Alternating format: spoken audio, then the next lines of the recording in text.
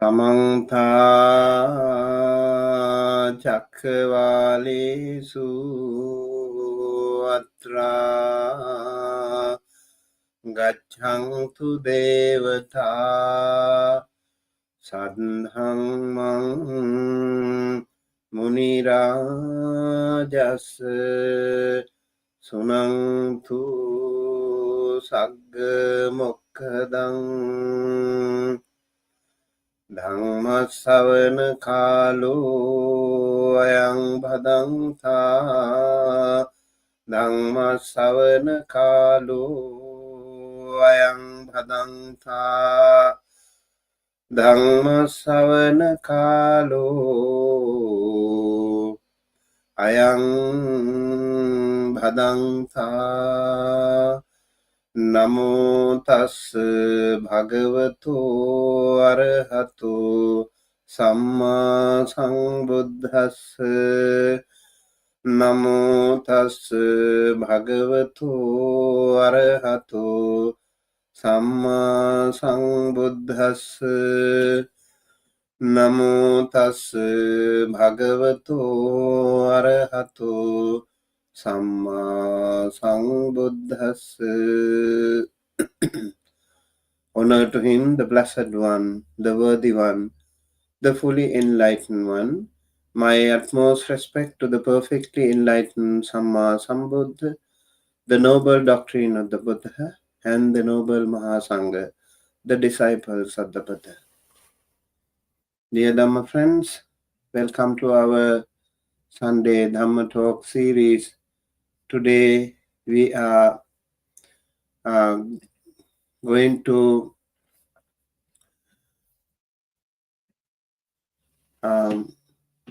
discuss with you another very useful chapter of Dhammapada. This is called Jarā Vagga, the old age. And in today's discussion, I would like to say a few words, maybe the summary of the Jarā Vagga first. In this chapter, the Buddha reminds us of the inevitability of aging and death. He teaches that while worldly pleasures are like laughter and delight may seem appealing, they are fleeting as a light in the dark, burning world. Instead of clinging to these impermanent pleasures, we should seek the enduring light of wisdom and the Dhamma. The Buddha uses vivid imagery to describe the body, though it may appear beautiful. It's actually a collection of source, decay, and eventual disintegration. He compares the body to a city built of stones, built of bones, a worn-out chariot, or gods discarded in autumn. This reminds us that nothing in the physical world lasts. Through stories of individuals, such as the tragic fate of a young monk obsessed with a courtesan, and the wise choices of an elder nun, the Buddha illustrates the futility of clinging to physical beauty and wealth. Ultimately, the sutta calls us to reflect on the transient nature of life, to invest our energy in cultivating the Dhamma, which remains unchanging and offers true liberation. By recognizing the impermanence of our bodies and the fleeting nature of worldly delight, we are encouraged to live wisely, develop deep insight, and focus on the path that leads to lasting peace and freedom from suffering. Okay, So, good morning, dear friends. Today, as part of our Dhamma Talk series through Dhamma USA, I invite you to reflect on the teachings found in this Jarā Vagga, the old age chapter of the Dhammapada. These verses gently reminds us of the impermanent nature of our physical existence and point us towards the enduring light of the Dhamma. Let us get started with the chanting of the Dhammapada Jarā Vagga first. I hope that will give you more opportunity to reflect on this. Let us chant together.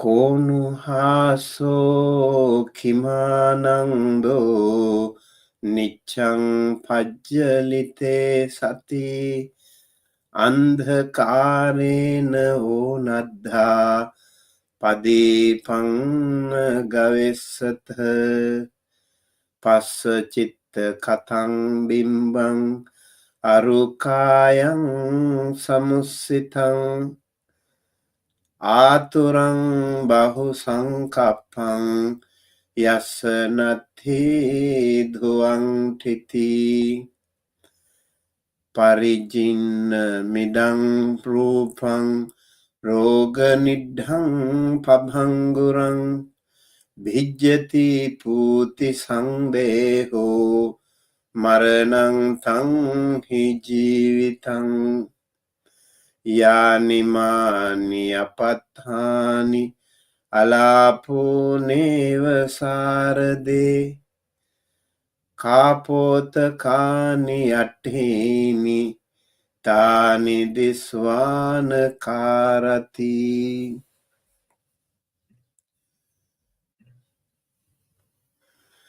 Atthinang nagarang katang Mangsalohita lepanang yatha jaracha machucha manu makhocha ohito jirang tive rajaratha suchitta atho sarirang pijarang upeti Satang ca dhammo na jarang upeti santo have sabbhi pavedayanti appasutayang puriso balivaddo jirati mangsani tassa vadhanti panya tassana vadhati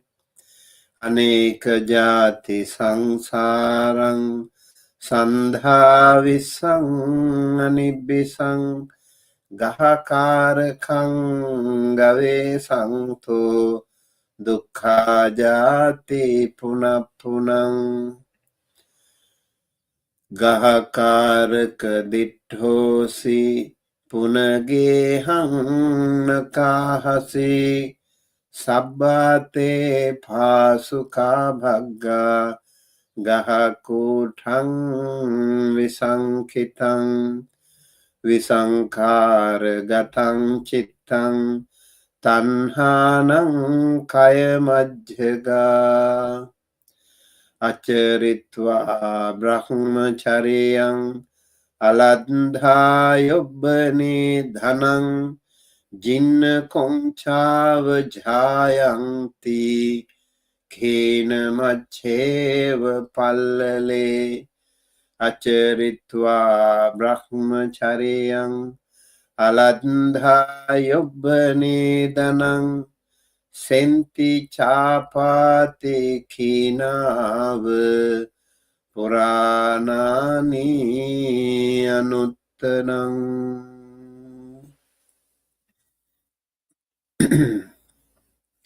So, this is the Dhammapada Jarā Vagga. This is a very, very helpful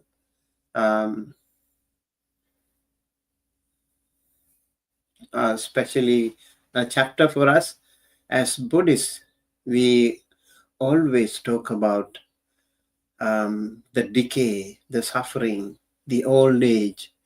In the first truth of Four Noble Truths, we talk about the suffering, dukkha, jatipi dukkha, jarapi dukkha, vyadipi dukkho, maranampi dukkham. So we have a number of dukkhas, number of sufferings, number of dissatisfactions, stresses, depressions that are engulfed with us as low as just as soon as we are born into this world. So the beautiful the stanza here, the first one itself, is a really grim reminder of our impermanence. Konu haso kima nangdo nichang pajjalite sati andhakarena onadha padipang gavisatha. Why this laughter? Why this joy when it's ever blazing, shrouded all about by gloom? Won't you look for light? So over here, what is this laughter? What is this delight?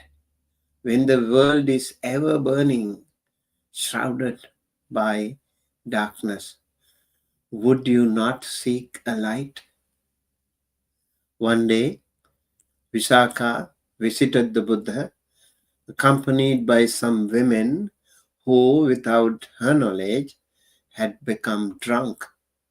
They danced and sang before the Buddha.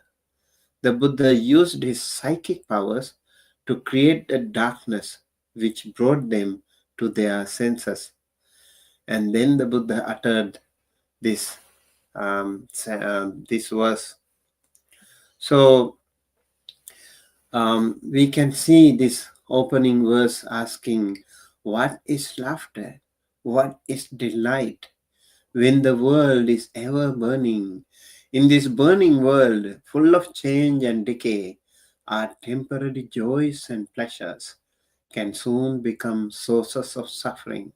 Like a lamp in darkness, our hearts naturally seek a stable, lasting light. The message is very clear now. Instead of clinging to transient delight, we should look within for the light of wisdom and truth. So, throughout this Jarā Vagga, the Buddha uses vivid imagery to describe our physical form. He compares the body to a beautiful yet decaying structure, a mass of source and impermanence, much like a city built of bones or a chariot that eventually wears out. This reminder is not meant to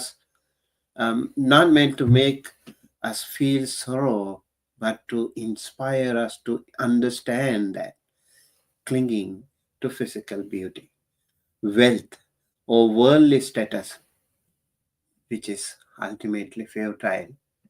Let's move on to the other stanza. Stanza number 147.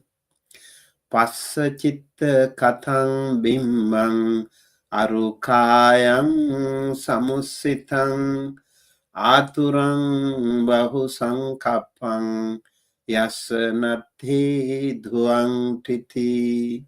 See this body, beautiful, a mass of source, a conjuries, much considered but miserable, where nothing stable, nothing persists. So, behold this beautiful body, a mass of source, a heaped up lump, diseased, much thought of, in which nothing lasts, nothing persists. This is about the background story of this is Sirima, the courtesan. A young monk fell in love with Sirima, a beautiful courtesan. He was so obsessed that he could not eat the alms food her servants had offered, and it remained rotting in his alms bowl. Unexpectedly, Sirima died. The Buddha told the king not to let her body be cremated, but to protect it from dogs. Those days, the dead bodies were just dumped to the jungle, the forest, and the wild animals would eat it. Not like today. When we go to a cemetery today, it's like a beautiful flower garden, beautifully decorated, very nice. But those days it was different. So this body, when it was worm infested, the Buddha asked the king to beat a drum throughout the city to see if anyone wanted to take her body. No one wanted it at any price, though formerly men had paid 1,000 to spend one night with Sirima. When the young monk was told that the Buddha was going to see Sirima, he went there at once, showing the worm-infested body to the monks and nuns. The Buddha spoke on the loathsomeness of the body. Even today, some forest monks, they would visit the hospital. They would visit the mortuary. They would, with the permission from the hospital authority, I know, like in Sri Lanka, for example, those forest monks visit the mortuary from time to time. When the body is, opened, the dead bodies are opened and taken out all those internal organs, and they just see it and meditate. This really helps them practice better, practice stronger. Especially here, we can see, to cope up with lust, very strong temptation that all of us have. So, thinking of the body, thinking of this Marana Anusati or Jara can really help the old age, the reality of the life can really help. So that is about Sirima's story. So see this body beautiful, a mass of source conjury is much considered but measurable, where nothing stable, nothing persists. So let's move to the other stanza. This is 148 Gatha of Dhammapada Jarā Vagga. Parijinna midang rupang roga nidhang pabhangurang bhijjati puti sandeho maranang tanghi jivitang. All decrepit is this body. Diseases nest and frail. This foul mass is broken up, for life does end in death. Over here, we can see thoroughly worn out is this body, a nest of diseases, perishable. This putrid mass breaks up. Truly, life ends in death. So, this is about the elder nun Bhikkhuni Uttara. According to her own wish, an old nun gave all of her alms food to a certain monk on 3 consecutive days, though she had none left for herself. On the 4th day, seeing her trip and fall, the Buddha spoke on the fragile nature of her life. Again, this decaying of the physical body and fragile nature of this body, and whenever we think of us, we have such an impermanent nature, glorious uncertainties of life, and we only need to remember that death is certain, life is uncertain. We are so full of glorious uncertainties. We never know, we can never predict when the death comes to us, unless we have such a powerful divine eye or something. We don't know exactly when, where, how death comes to us. And so the body will decay. And sometimes we are so happy that we are strong, that we are healthy, that we are good looking. But suddenly we are fatigued, we are depressed with the decay of the body, with the jara, the old age, and the sickness, the allergies, the other diseases that we have, maybe short-term diseases, maybe long-term diseases, and also maybe we have pains, bodily pains, maybe lower back, maybe shoulder pains, maybe headache, knee pain, ankle pain. We have all kinds of pains and diseases inside this body. We really don't know what is happening. So it is very, very helpful if we practice every single day, at least for a while, to scan the body. Even though we can visually see them, we can still imagine beautifully when we scan the body. This body scan meditation can really help us figure out if there is something wrong in our body, in some part of the body. That can really help us ease out the pressure, at least to a little bit. But also thinking of the true nature of life, that also is very important. Just like when we offer a flower to the Buddha, for example, you say, imina punya kamme namami bala samagamo. Imina punya kamme namami bala samagamo. When we say, that means by the power of this merit, pujemi buddhang kusumena nena punyena etena labhami mokkang. When we say, I offer this flower to the Buddha, by the power of this, may I be able to accomplish the final liberation. That wish should always be there with all our merits. And then, Puphang milayati athai dhamme. I want you to take serious attention to this line. Puphang milayati athai dhamme. Just as the flower decays, kayo tatahayati vinasabhavang, so is this body. We also dies. We also die. Our body also dies, decays.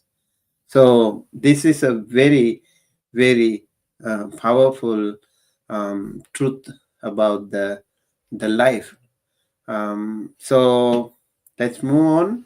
There are many more beautiful and powerful stanzas here in this Jarā Vagga, the old age.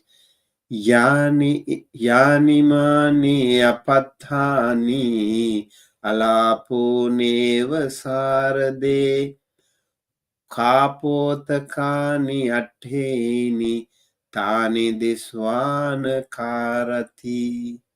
This dough-hued bones scattered in fall like long white gourds. What joy in seeing them over here, like gods cast away in autumn, are these dough-hued bones.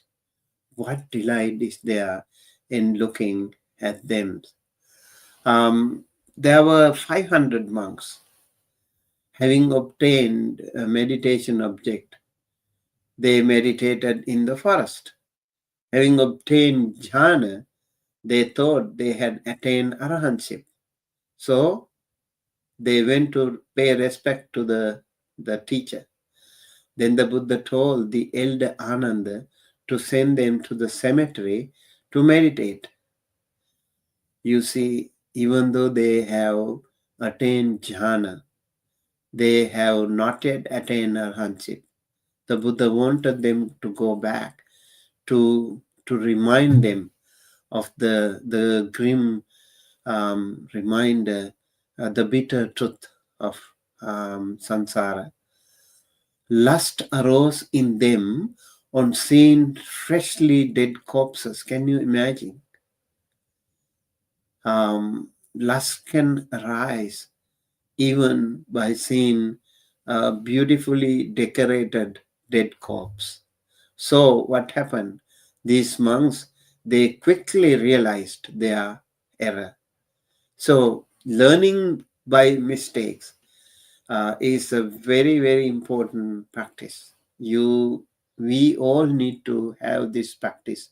We need to remember that life is just like that. We might make mistakes all the time, but we can actually learn from them. We can actually correct our mistakes. So to err is human. That is okay. So these monks, luckily, they realize their mistake. Oh, lust can arise in us. Still, we have not attained arhatship. So they further meditated. The seated in the Buddha's Gandhakuti, he sent forth radiance and uttered the above verse in admonition, as if he was in front of them. And all these monks attained arahantship, and they came back to pay homage to the Buddha.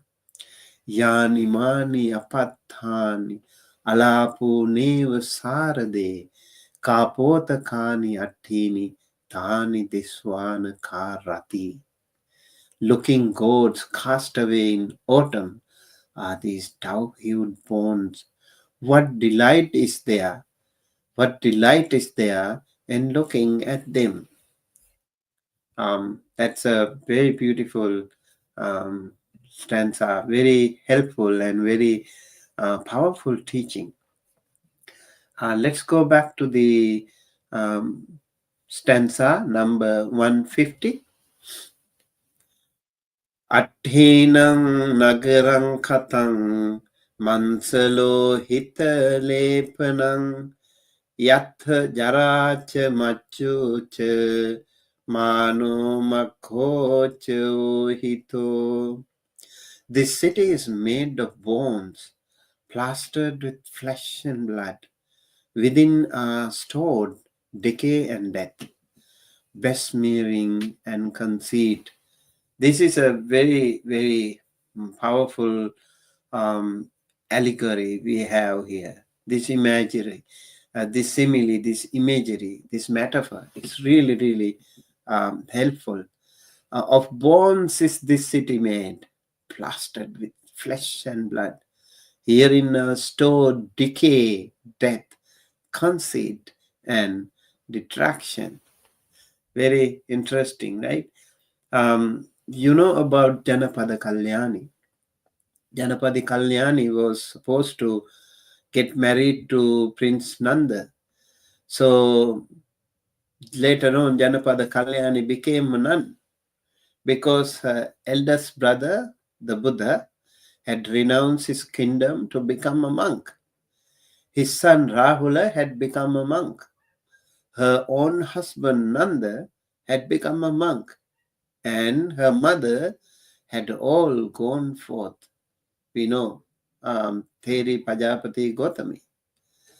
And due to her great beauty, she became known as Rupananda Theri. So Janapada Kalyani and Rupananda were both same. Hearing that the Buddha deprecated beauty, she avoided visiting him because Buddha was talking about the decay, the jara, the impermanence. And so, although she became a nun, she was not so interested in visiting the Buddha because she was obsessed with the great beauty. She really was a very pretty woman. However, hearing the lavish praise of the Buddha by the nuns and the women devotees, she wished to see and hear the Buddha. So one day, went with the other nuns sitting behind them. The Buddha used his psychic powers to create a vision of a beautiful young woman fanning him. So only Rupananda or Janapada Kalyani could see this magical, uh, magical, um, you know, mm, projection created by the psychic powers of the Buddha. So Rupananda was captivated by her beauty. The Buddha then caused the young woman to age gradually, slowly taking on the form of an old woman, then one dying in agony. Finally, he made her body became a bloated corpse pegged at by crows. So even though while teaching the Dhamma to the other audience, Buddha could also pay special attention to Janapada Kalyani or Rupananda Theri, and he was sending a special learning tool, this projection was seen only by her. It was like multimedia projector. She could see this beautiful imagery, this beautiful projection of a woman fanning the Buddha, and slowly and steadily she was getting old, and finally she fell on the ground flat, and her body, blotted body, and she saw all kinds of decay in the body. It was not done in a hurry. It was very carefully done, very carefully thought out teaching technique that the Buddha used here. And Buddha knew exactly when and how to use it. And so he did it. And becoming thoroughly disgusted, Rupananda reflect that her own body was the same. So finally, she found it. Then the Buddha uttered the above verse and Rupananda gained arahantship. In fact, Buddha could do it. He could read the other's mind, and then he could use those techniques, unique teaching methodology, and those visual imageries and all kinds of stuff the Buddha used to teach the Dhamma to those people who are just about to blossom. They were knocking at the door of arahantship, and the Buddha timely intervened, and Buddha helped them open the Dhamma eye. That's how Rupananda or Janapada Kalyani became a great arahant theory. There are so many wonderful stories like this in the Buddha Sasana. We really need to learn these things, and we should be very, very blessed and motivated to learn about these stories, and also this life, the bitter truth about life. Let's go to other stanza. Jiranti Raja Ratha Suchitta Atho Sarirang Pijarang Upeti Satang Cha Dhammo Najarang Upeti Santo Have Sabhi Pavedayanti. Even rich royal chariots rot. The body too does rot, decay. But undecaying is the Dhamma of the good, who to the good declare. So over here in this sutta, even ornamented royal chariots wear out. So too the body reaches old age. The Dhamma of the good does not age. Thus do the good reveal it among good. Um, here there is another beautiful story of the death of Queen Mallika. You must have heard about Queen Mallika. She was a very powerful lady, a great upasika. She offered an asadisa mahadana, unparalleled, great practice of generosity, dana to the Buddha and 500 Arahanta monks. And she is the only one who could do such a great meritorious act. And King Kosala was very happy, very proud of his queen Mallika. So while taking a bath, Queen Mallika bent over to wash her legs. Her pet dog started misbehaving. She remained there, enjoying the contact. King Pasenadi was able to see this from his window. So when she returned, he called her an outcast and told her to go away. um, and she told the king that the bathroom created illusions and told him to go and stand in the bathroom while she looked through the window. He did so, and she told him that she saw him misbehaving with the she-goat.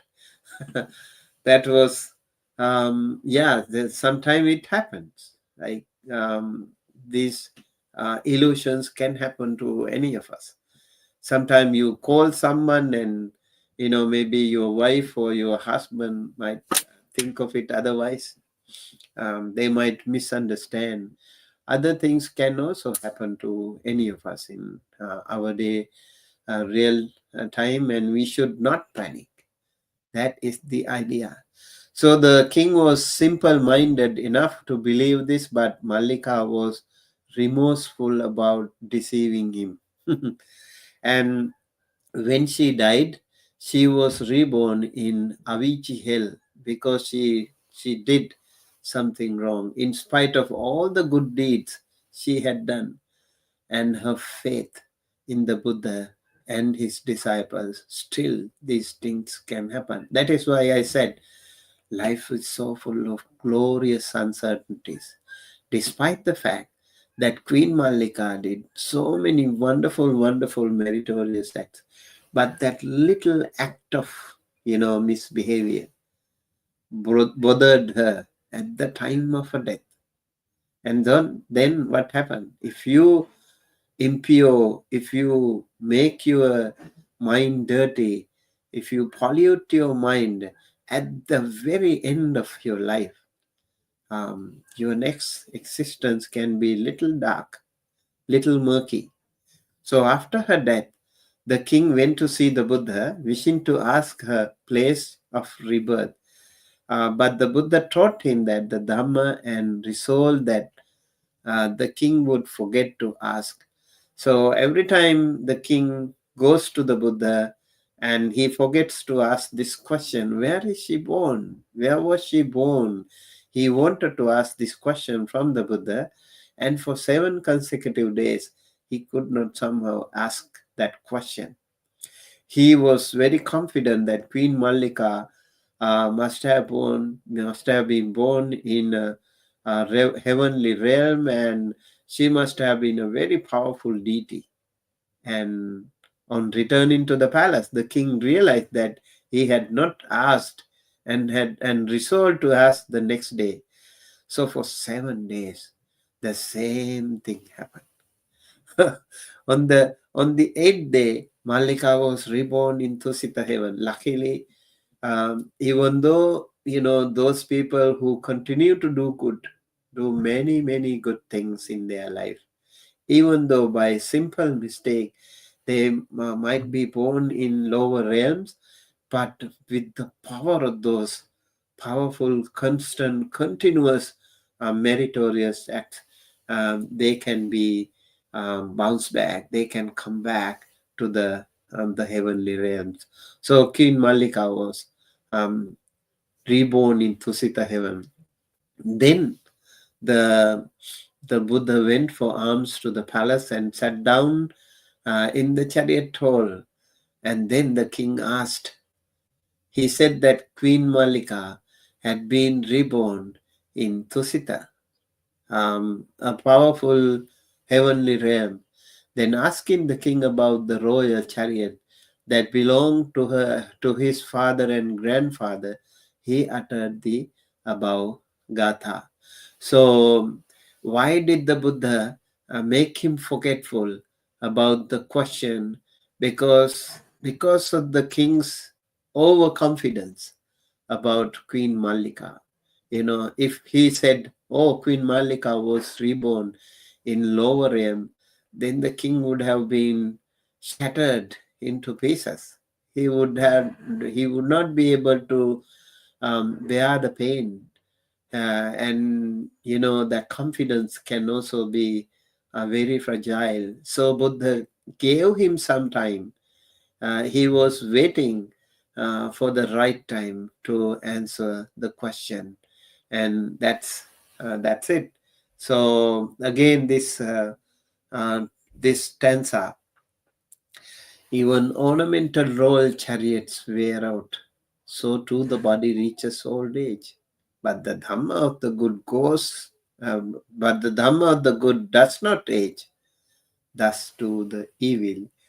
Thus do the good reveal it among the good. So that's about this wonderful Dhammapada stanza. Let's move to the other gatha now. Very interesting again. Appasutayang puriso balivaddo vajirati mangsani thassa vadhanti panya thassana vadhati. Just as the ox grows old, so this man of little learning, his fleshiness increases, his wisdom doesn't grow. Interesting, right? It can happen to many of us. Like, the man of little learning grows old like an ox. His flesh grows, but his wisdom does not. Sometimes it can happen. So we need to remember that the physical strength or stamina or whatever does not reflect the person's wisdom. The most important thing is cultivating the true wealth, the unchanging Dhamma, which is very important. So these verses contrast the body of the body with the unaging nature of the Dhamma. While physical forms grow old and perish, the Dhamma, our inner wisdom, mindfulness, and spiritual practice remains constant. It is the unchanging treasure that we should seek and nurture, for it brings lasting peace and liberation. Very, very practical reflections for our lives. There are certain things that we can learn from here too. Let's move to the other stanza. These two stanzas actually are very important and also very popular. I hope you must have heard this before. Aneka jati sangsarang sandha visang anibisang gahakarakang gave santo dukkha jati punapunang gahakaraka ditthosi punagehang nakahasi. Aneka jati sansarang sandha visang anibisang Gahakarakang gave santo dukkha jati punang Gahakaraka ditthosi punagehang nakahasi sabbate phasukha bhagga gahakotang visankhitang visankharagatang chittang tanhanang khayamajjaga. Through many of sansara's births, I have hastened, seeking, finding not the builder of this house. Pain is birth, again and again. O builder of this house, you are seen. You shall not build a house again. All your beams have given way rafters to the rich decayed, mine to the unconditioned gone, exhaustion of craving has it reached. So these two stanzas were uttered by the Buddha when he attained the Buddhahood. It's very, very wonderful. Immediately after gaining enlightenment, the Buddha uttered them joyful words of victory. He later told the elder Ananda about this. Through many births, I have wandered in samsara, seeking but not finding the builder of this house. Painful is repeated birth.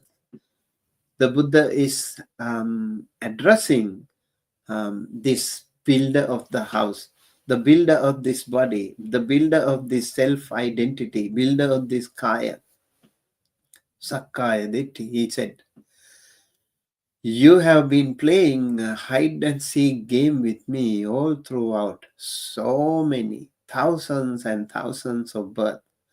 Finally, oh house builder, oh builder of this house, you are seen now. You can't hide anymore. You will never be able to build a house for me again. All your rafters are broken. Your rich pole is shattered. My mind has gone to the unconditioned.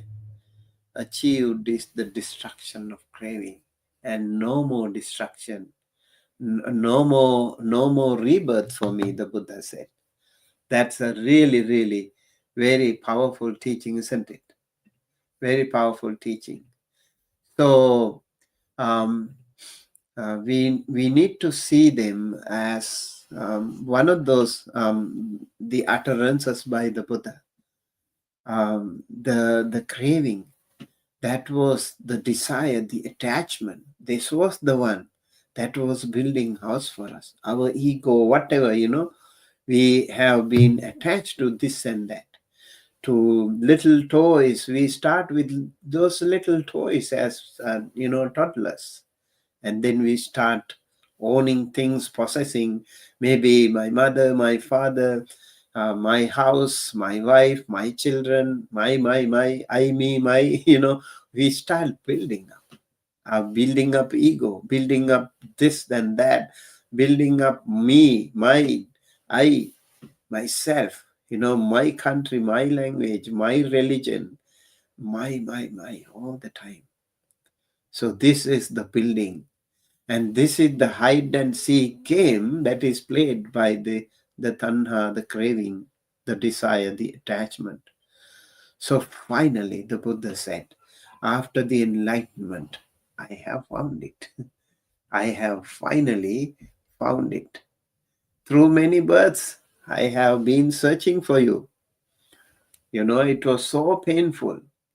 This repeated birth, so painful. And finally, oh builder of the house, I have seen you. No more seen. You, no more hiding for you now. No more building house for me now. I have finished rebirth. I will never be born again. Natti jati punabhava, Buddha said. Very beautiful and such a glorious victory utterance that was by the Buddha.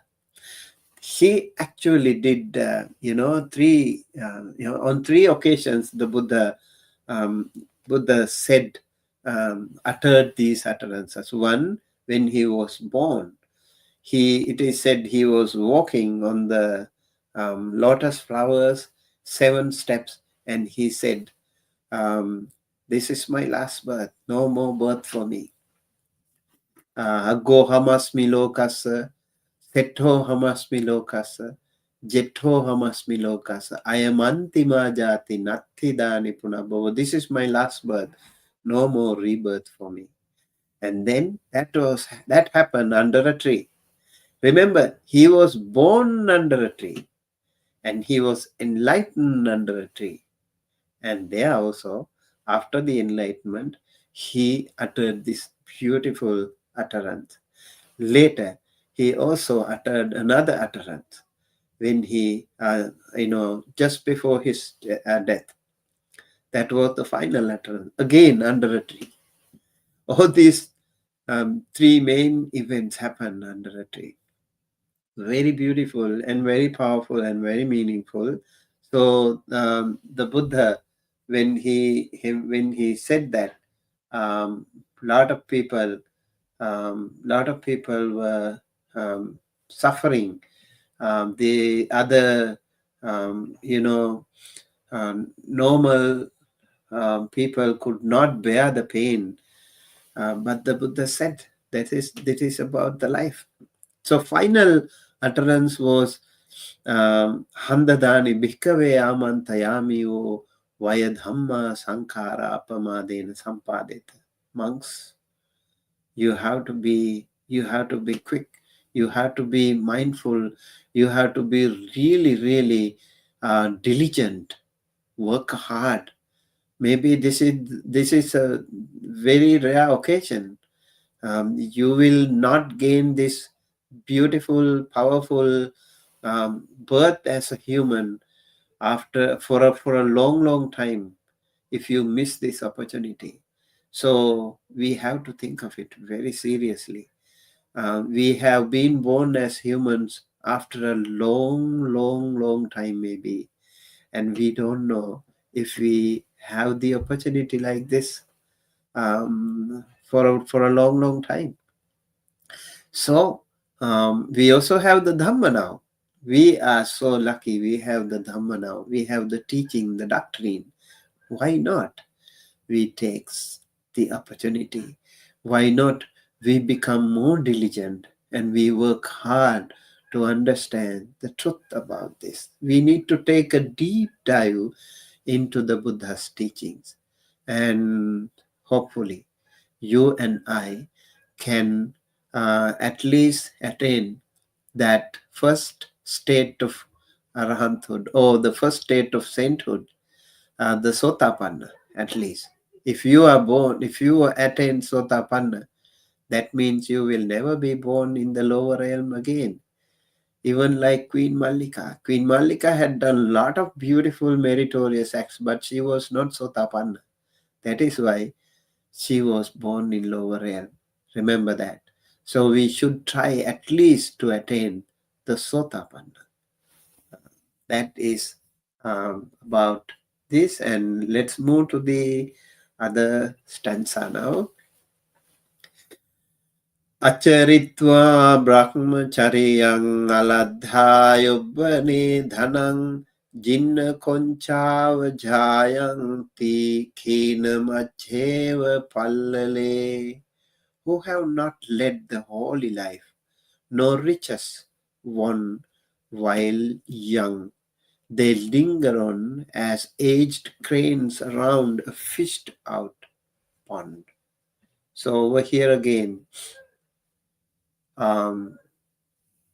acharitva brahmacharyang aladha yupane dhanang jinna konchava jayanti khina macheva pallale. I think we should also read the other stanza. This is the last stanza.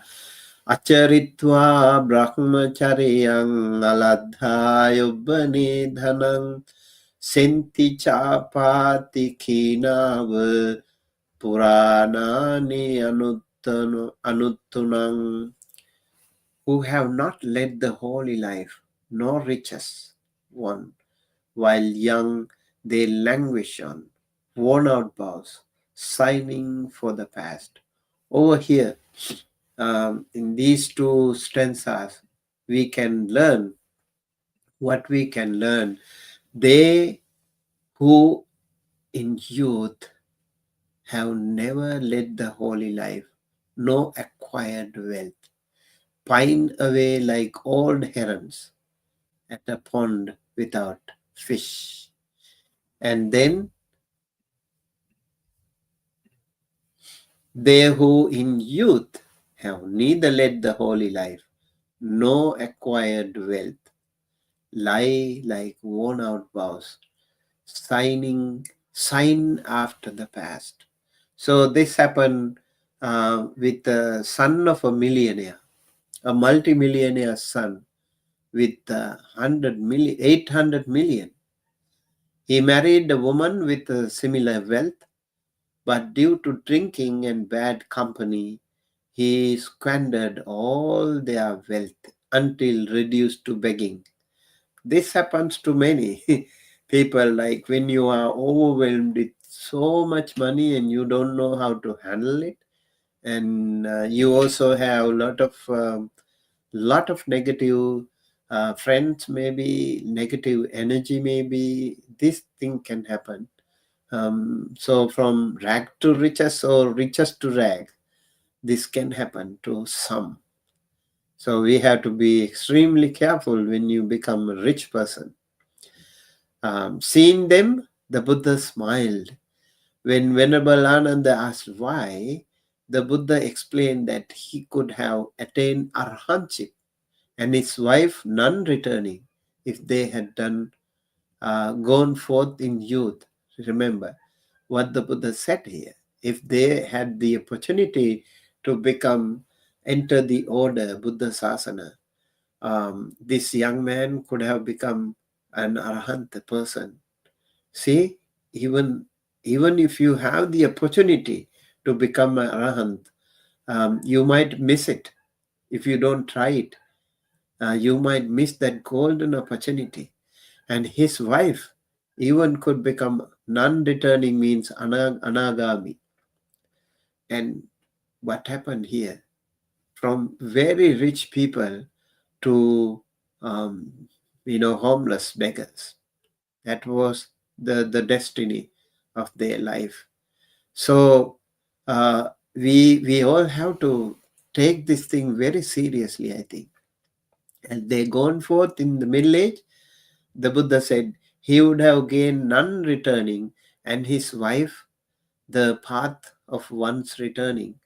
So even if he tried to become a monk, or if they both entered the order, then this man could become anagami and the wife could become sakadagami.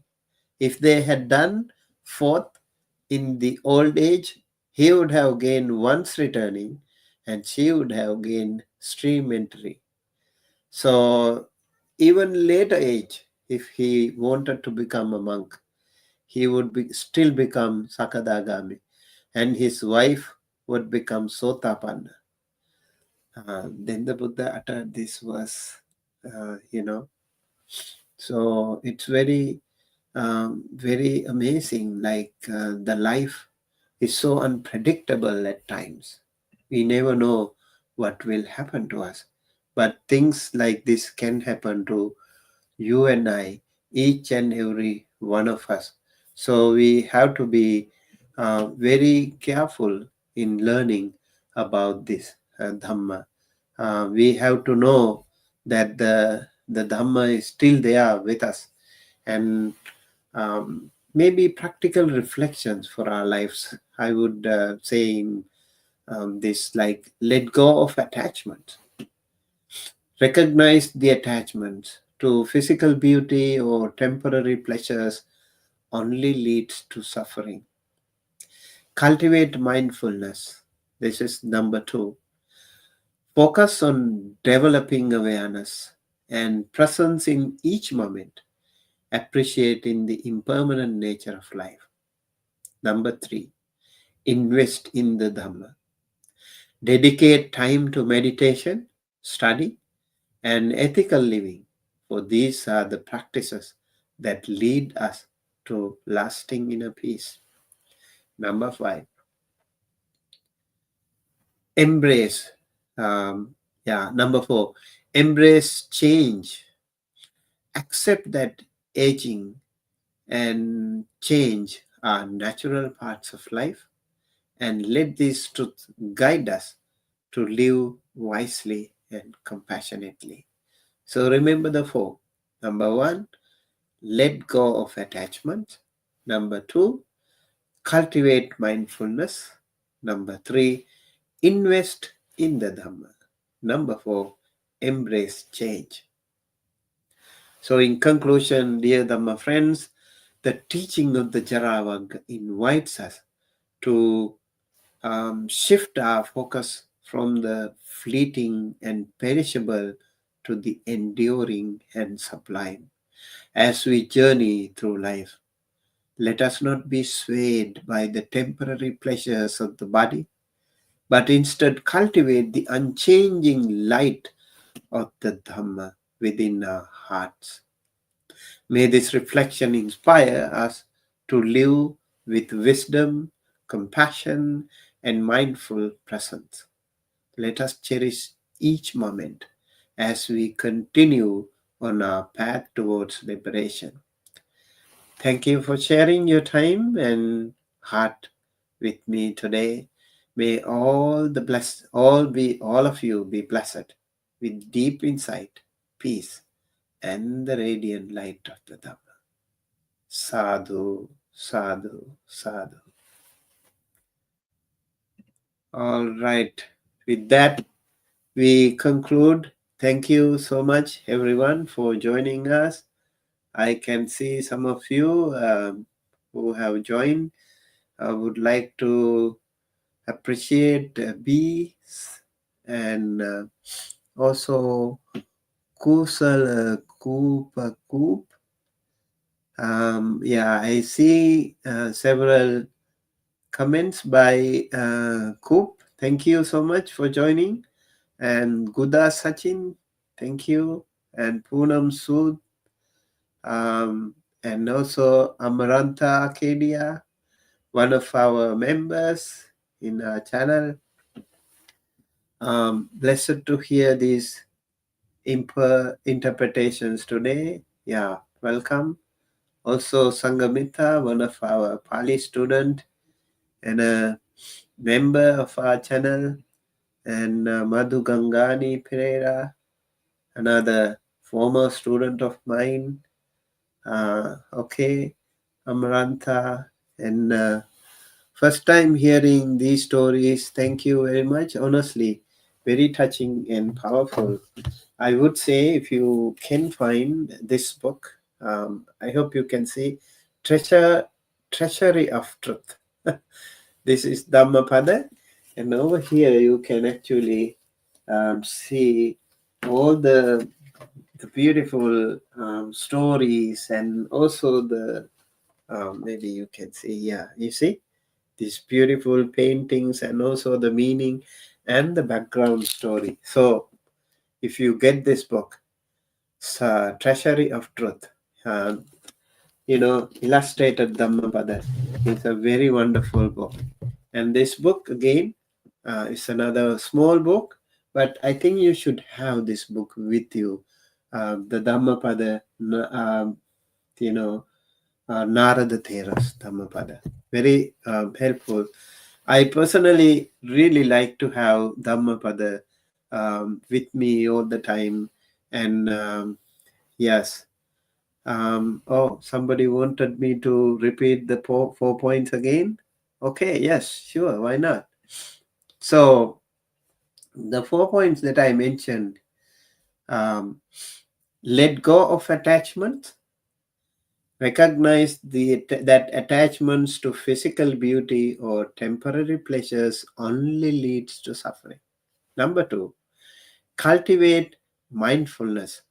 Focus on developing awareness and presence in each moment, appreciating the impermanent nature of life. Number 3, invest in the Dhamma. Dedicate time to meditation, study, and ethical living, for these are the practices that lead us to lasting inner peace. Number 4, embrace change. Accept that aging and change are natural parts of our life, and let these truths guide us to live wisely and compassionately. Okay? Okay, Poonam, thank you. And also we have Madhuram Parihar. Yeah, thank you everyone for joining us today, and looking forward to seeing you again with another Dhammapada chapter. So every week I talked about chapters, chapter by chapter, and I'll try to also actually explain the background stories as the time permits. And next time we have Atta Vagga, the self, chapter number 12. You can watch these the other Dhamma talks related to Dhammapada. And also I have recited all the Dhammapada stanzas separately. You can see that along with the meaning, and I hope that also will be helpful. I also would like to invite you to read the Dhammapada. Every time you read Dhammapada, you will learn something new. Every time. Read the Pali and read the meaning. From page by page, word by word, cover to cover, read them, and you will feel so good. You will feel so inspired by this amazingly powerful small book of Khuddaka Nikaya, Dhammapada. Very, very powerful, this one. So, yes, so with that we conclude today. And thank you again. Yes, thank you all for joining us. May you all be well, happy, healthy, safe wherever you are. I wish you all a wonderful day today with the blessings of the Noble Triple Gem. Looking forward to seeing you with all our other programs in future as well. May the Buddha Dhamma Sangha bless you, help you, protect you, and guide you towards the right path. With that, I conclude with this short chanting. Abhivadana silis nichang uddha pachaino chattaro dhamma vadhanti ayuvangno sukhang balang ayurarogya sampatti sagga sampatti mevacha ato nibbana sampatti eminate samijjatu. Sadhu, sadhu, sadhu. Thank you.